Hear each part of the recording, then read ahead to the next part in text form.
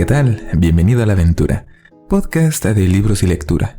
Yo soy Bosco, este es el episodio 141 y en esta ocasión hablaremos de La ladrona de libros, de Markus Zusak. Acompáñame y conozcamos juntos de qué trata este libro y qué tiene de bueno y de malo.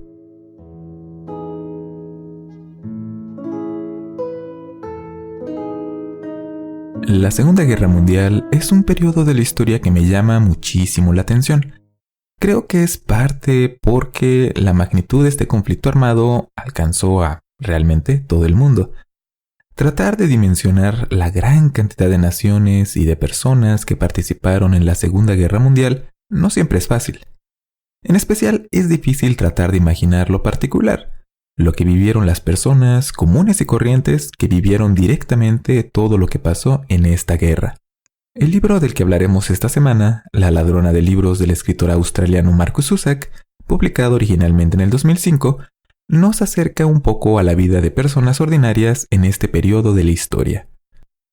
El autor, a través de un narrador inesperado, nos cuenta un poco sobre cómo era la vida en un lugar poco memorable, habitado por personas que solo conocían de los grandes sucesos de la guerra y de sus protagonistas a través de los periódicos, la radio o de las cosas que les contaban sus conocidos. Y también nos llama la atención a cómo el lenguaje puede ser un arma muy poderosa. Este libro además fue adaptado al cine en el año 2013 y hasta tuvo una nominación al Oscar por su banda sonora. De modo que es posible que hayas escuchado o incluso visto ya esta película basada en el libro La ladrona de libros. Así que mejor empecemos a hablar de qué trata este libro. Nuestra historia tiene un narrador muy especial. En pocas palabras, es la muerte. Lo cual pone inmediatamente el tono de la historia. Porque por una parte, que la muerte en persona te esté contando una historia es macabro. Pero esta versión de la muerte tiene un ingenio peculiar. Y es apropiado que la muerte sea nuestro narrador porque la historia se sitúa en la Segunda Guerra Mundial. La muerte nos explica que los colores son importantes para ella. De hecho, ve a los colores antes que a las personas. Esto porque las personas son un conjunto difuso, pues se la pasan chocando unas contra otras, lo cual hace que sea difícil distinguirlas todo el tiempo. Y la manera tan peculiar en la que somos, tan únicos cada uno, hace que la muerte se sienta un poco abrumada. Además, la muerte nos cuenta algo importante. Los 3 momentos en los que se encontró con la ladrona de libros. La primera vez, el blanco fue el color que percibió, porque ocurrió en un lugar donde estaba nevando, junto a las vías del tren. Ahí se encuentran una madre, una hija y un pequeño cadáver. Unos guardias discuten qué hacer con esta familia. Ese fue el momento en el que la ladrona de libros capturó la curiosidad de la muerte. La segunda ocasión, el color dominante fue el negro. Un piloto de avión ha tenido un aterrizaje forzoso, su avión se ha estrellado, y mientras la muerte espera para recoger su alma, un niño se acerca y pone en el pecho del piloto a un oso de peluche. La ladrona de libros está acompañando a este niño. Y la tercera ocasión, el color más importante fue el rojo. Esto ocurrió durante el bombardeo a un pueblo alemán. Esta vez la muerte vio a una niña de rodillas en medio de las ruinas del pueblo, sosteniendo un libro. Sin embargo, la niña suelta el libro y la muerte lo recoge, quedándose con él. Con esto, la muerte nos anuncia que hay historias que le recuerdan del valor de la vida humana, y la historia de la ladrona de libros es una de ellas. Así iniciamos ahora sí con la historia de Liesl Memminger, una niña alemana de 9 años en 1939. Ella se encuentra en un tren con destino a Múnich, Alemania. Es un día nevado, muy frío y está acompañando a su madre y a Werner, su hermano menor, de 6 años. Liesl se duerme y sueña con Adolfo Hitler, dando uno de sus discursos con los que ha logrado mover a Alemania para luchar y para poder enfrentarse a todos los enemigos de Alemania. Ya sabes, las cosas que solía decir en esos discursos. Es una pesadilla, pero cuando Liesl despierta se encuentra con algo peor. Su hermano menor está muerto. El tren se detiene porque se ha averiado y lo que ahora queda de la familia de Liesel baja de él. Un par de guardias discuten qué van a hacer con Liesel y con su familia y deciden dejarlos en un pueblo cercano. Ahí, el cuerpo de Werner es enterrado y uno de los sepultureros es un aprendiz. Así que mientras está trabajando, deja caer de uno de sus bolsillos un libro, el Manual del Sepulturero. Y Liesel lo recoge y se lo queda. Este es, como podrás adivinar, el primer libro que Liesel roba, y lo que la convertirá en la ladrona de libros, de la cual la muerte ya nos había hablado. Cuando Liesel y su madre llegan a Múnich, su madre se despide de ella y la deja en un hogar provisional. Poco después, Liesel es llevada de este hogar provisional al pueblo de Molching. Ahí termina viviendo en una casa en la calle Himmel, al cuidado de Hans y Rosa Huberman. Aunque, como es comprensible, Liesel en un principio no quiere estar ahí. Después de todo, su hermanito ha muerto y su madre la ha abandonado. La muerte nos cuenta que el padre de Liesel fue un comunista, algo que nuestra protagonista no logra entender bien, porque de hecho no recuerda mucho acerca de su padre. Pero ahora Hans y Rosa Huberman ocupan el lugar que su padre y su madre ya no están ocupando. Hans es un pintor, de brocha gorda, de los que pintan las casas, las bardas y los edificios, no un pintor en el sentido de un artista. Bueno, es un poco artista porque también toca el acordeón. Y Rosa es una ama de casa bastante ruda, por cierto, que trabaja lavando y planchando la ropa de las familias ricas de este pueblo. Liesel ocasionalmente tiene pesadillas sobre su hermano muerto, y Hans la consuela y la acompaña, a veces tocando el acordeón hasta que amanece. A diferencia de su esposa, Hans es un hombre muy sensible y hace todo lo posible para que Liesel se sienta querida. Y no es que Rosa no quiera a Liesel, es solo que tiene una forma muy brusca de demostrarlo. Para Liesel, el Manual del Sepulturero es el último recuerdo que tiene de su madre y de su hermano, aunque en realidad no puede ni leer ni escribir. Esto le causa problemas en la escuela. Es más, se le asigna a un grupo con niños más pequeños que ella, lo cual le hace sentir mucha vergüenza. Y claro, en las tardes Liesel participa en el grupo de niñas nazi local, donde aprende a hacer vendajes, a bordar, a marchar y a hacer bien el saludo de Heil Hitler. Liesel conoce con el tiempo a los demás habitantes de este pueblo, incluida a la esposa del alcalde, a una mujer que acostumbra a escupir a la puerta de su casa y, lo más importante, a Rudi Steiner, quien se convertirá en su mejor amigo y que tiene una admiración poco usual para un niño en Alemania nazi hacia Jesse Owens, el atleta norteamericano negro que ganó múltiples medallas de oro e impuso un récord mundial en los 100 metros planos durante los Juegos Olímpicos de Berlín. Algo importante, Hans Huberman no apoya a Hitler. Y esto parece que lo distingue del resto del pueblo. Y esto le trae muchos problemas, como por ejemplo tener poco trabajo. Pero esto no evita que cuando descubre que Liesel guarda el Manual del Sepulturero, se decida a ayudar a que su hija adoptiva aprenda a leer y a escribir. Así, Hans le da clases en las noches, después de trabajar, en el sótano de la casa. Ambos pintan en la pared las palabras que aparecen en este libro y, de esta forma, nuestra protagonista se convence de que la amistad y el afecto están íntimamente relacionadas con las palabras y con los libros. Esta es la vida de Liesel, la ladrona de libros, que aunque ella no lo espera, ni tampoco el resto de los habitantes de este pequeño pueblo, muy pronto experimentará muy de cerca los terribles efectos del régimen de Adolfo Hitler y de la Segunda Guerra Mundial, como la muerte ya nos lo anticipó. ¿Qué pasará en este pequeño pueblo? ¿Cuáles serán los libros que hacen que Liesel se gane el título de la ladrona de libros? ¿Y qué pasará con su familia adoptiva y con la madre que dejó a Liesel? Esto lo descubrirás leyendo La ladrona de libros de Markus Zusak. Y ahora que sabemos de qué trata este libro, pasemos a hablar de ¿qué tiene de bueno? ¿Por qué disfrutarías de leerlo? Este es un libro que nos presenta los eventos de la Segunda Guerra Mundial desde un punto de vista no tan común. Es frecuente que, por ejemplo, las historias sobre este periodo de la historia sean contadas desde el punto de vista de los soldados que participaron en este conflicto armado.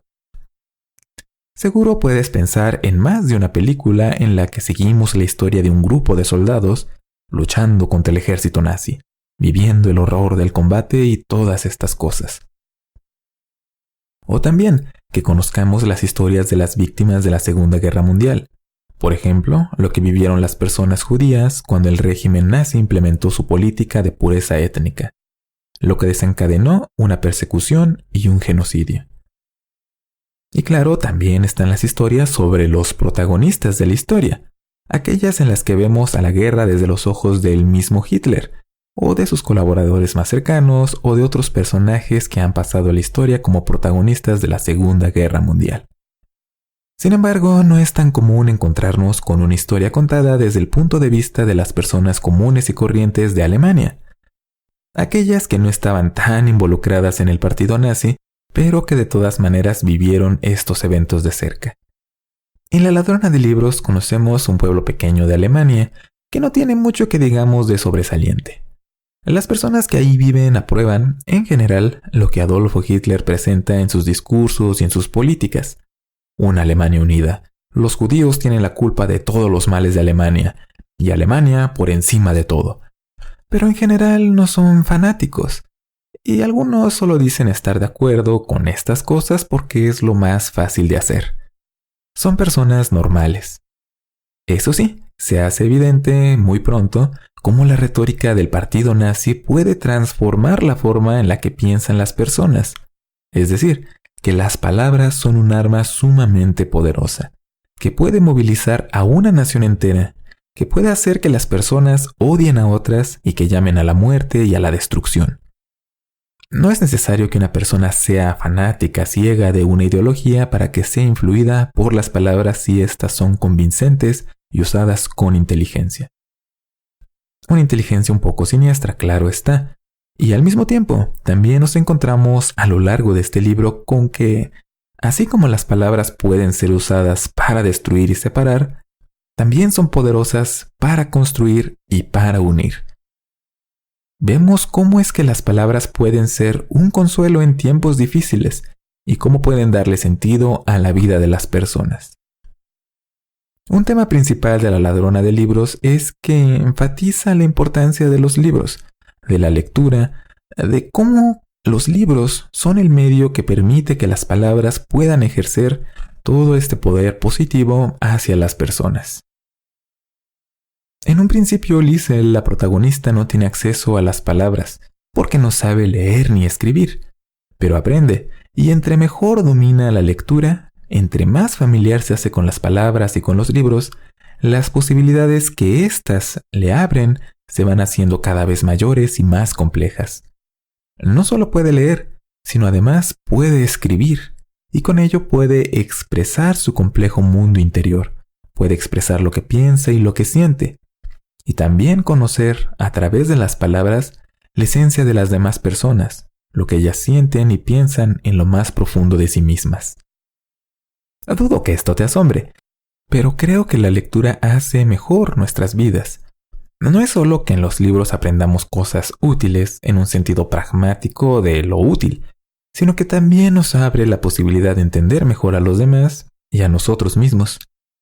La historia de Liesel lleva esto al extremo. Y creo que para ti, como lector o lectora, esto puede ser agradable. El reconocerte en la protagonista de esta historia, aunque tú no tengas mucho en común, aparentemente, con una niña alemana viviendo de cerca la Segunda Guerra Mundial. De nuevo, este es el poder de la lectura. Nos permite descubrir los lazos en común que tenemos todos los seres humanos. Eso sí, La ladrona de libros es un libro que tiende a ser realista, en el sentido de que las cosas que pasan no tienen una solución como la esperarías de una película, sino que al final ocurre lo que es plausible de acuerdo a las circunstancias. Después de todo, está en curso una guerra donde murieron millones de personas, y pues la misma muerte nos está contando todo. Pasan cosas tristes e inesperadas. Y esto lo pongo como algo positivo, porque se sienten creíbles. ¿No sientes que el autor te plantea una historia con la muerte platicando en la que nadie sufre nada nunca malo? Lo cual sería muy raro. Sientes más bien que todo puede pasar. Caray, la primera persona muerta que nos encontramos en este libro es un niño de 6 años. Así que ya sabes más o menos qué esperar.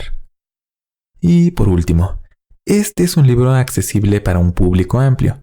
De hecho, está dirigido más bien a lectores jóvenes, digamos a partir de unos 9 o 10 años. Pero esto no evita que los adultos también podamos disfrutar de leerlo. A esto ayuda a que tiene tanto sentido del humor como momentos dramáticos. Es un libro que no se toma tan en serio todo el tiempo, pero cuando lo hace, esto ocurre de forma auténtica, sin tratar de enmascarar o de hacer más agradables los eventos de los que nos está hablando. No es una historia llena de tragedia y de drama, también hay momentos de risas y cosas agradables, y eso hace que ambos extremos, entre lo cómico y lo trágico, tengan más impacto en los lectores y en las lectoras. Los momentos tristes son de verdad devastadores cuando los ves comparados con los momentos alegres y al revés. Pero nada en la vida es perfecto. Así que pasemos a hablar de qué tiene de malo este libro. ¿Por qué no te gustaría leerlo? En lo personal, nunca logré engancharme con la protagonista. A pesar de todas las cosas que le pasan y que es el eje alrededor del cual giran todos los eventos de la historia, Liesl no logró encariñarme tanto como otros personajes que aparecen en La ladrona de libros. Su personalidad me da la sensación de estar un poco incompleta, probablemente con la intención de que el lector o la lectora puedan llenar los huecos con lo que deseen, que así se puedan identificar mejor con ella. Lo cual es razonable, pero a mí no me convenció del todo. Esto es peculiar, porque sí hubieron otros personajes que me parecieron sumamente interesantes, y había muchos momentos en los que me frustraba pasar tanto tiempo con Liesl y no regresar a un personaje que sí me llamaba la atención y del que quería saber todo lo que le iba a pasar. En consecuencia, algunas partes de este libro me resultaron aburridas. Tenlo en cuenta. Además de esto, algo que no me agradó de La ladrona de libros fue el estilo de la narración. Creo que esto podría crear opiniones divididas. Estoy seguro que hay lectores y lectoras que han disfrutado muchísimo del estilo de narración, con la muerte contando todo y haciendo comentarios y observaciones sobre lo que ve. Pero para mí, y quizás otras personas, esto más bien puede llegar a ser una distracción muy grande. Justo cuando ya me estoy interesando en algún evento en particular, en lo que están viviendo los personajes, en lo que está pasándoles en su mundo interior, cuando me estoy involucrando con la historia, aparece la muerte para hacer algún comentario simpático que hace que me desconecte de la historia y tarde en volver a involucrarme. Esto porque la muerte suena a un director de cine tratando de venderte su idea de una película, con notas y encabezados para secciones de los capítulos que suenan a salidas de un adelanto cinematográfico. Una niña, una madre y un cadáver. En un mundo donde Hitler reina supremo. Una revelación. Un padre y también un amigo. Este verano, La ladrona de libros. O algo así. Insisto, estoy seguro que es una cuestión de gustos, pero te lo comento para que lo consideres. Así que, en resumen, recomendaría La ladrona de libros de Markus Zusak. A pesar de que es un libro que no logró mantenerme interesado todo el tiempo y que batallé tratando de acostumbrarme al estilo muy especial que tiene para contar una historia, creo que La ladrona de libros tiene un mensaje positivo y te permite dar un vistazo a un periodo muy importante de la historia moderna desde una perspectiva poco común. Este es también un libro que enfatiza el valor que tienen las palabras, el lenguaje y los libros en las vidas de las personas. Y aunque no lo creía yo al principio, al final, después de concluir todo lo que leí, terminé sintiéndome conmovido por muchas cosas que pasaron. Así que yo diría, ¿por qué no? Recomendado. Y esto es lo relacionado con el libro de esta semana, La ladrona de libros de Markus Zusak. Ahora, la parte final del podcast.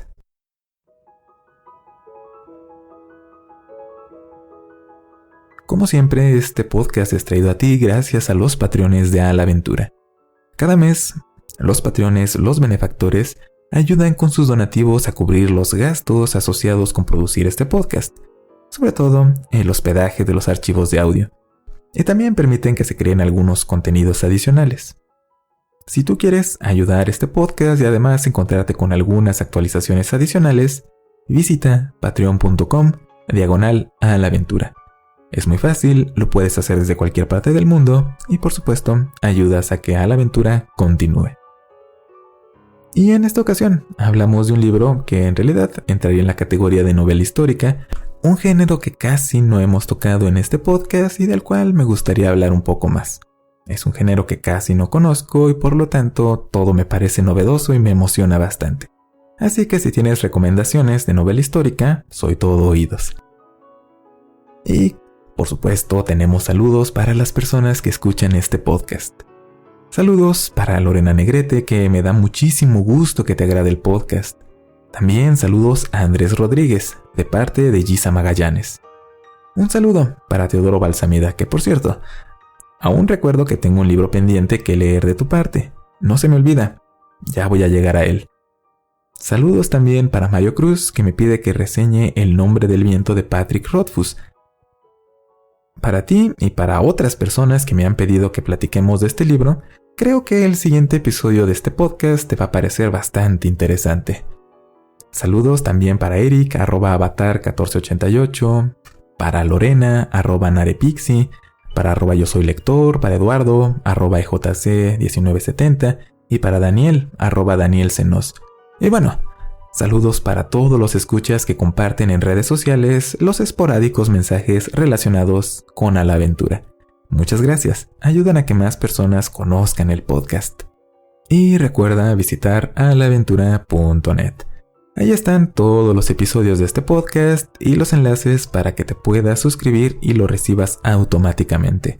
No importa que lo hagas en tu teléfono, en tu computadora o en una tablet, hay enlaces que te permiten de manera sencilla suscribirte y recibir cada semana un episodio nuevo.